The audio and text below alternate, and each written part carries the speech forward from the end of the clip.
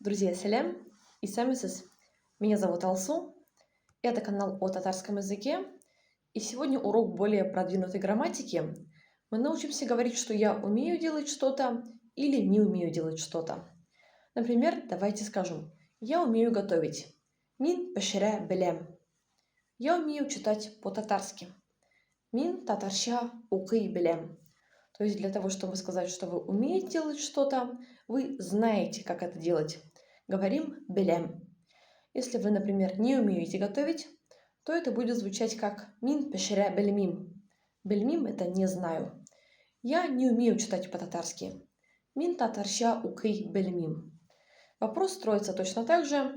Давайте спросим: ты умеешь плавать? Син юзе белесингме? Ты умеешь работать на компьютере? Син компьютерда эшли белесингме? Друзья, конечно, все эти конструкции можно рассмотреть более подробно вместе с Укутуще, учителем, которым как раз и буду для вас я. Приглашаю всех желающих ко мне на обучение. Сейчас на экране вы видите мой номер телефона. Всех жду!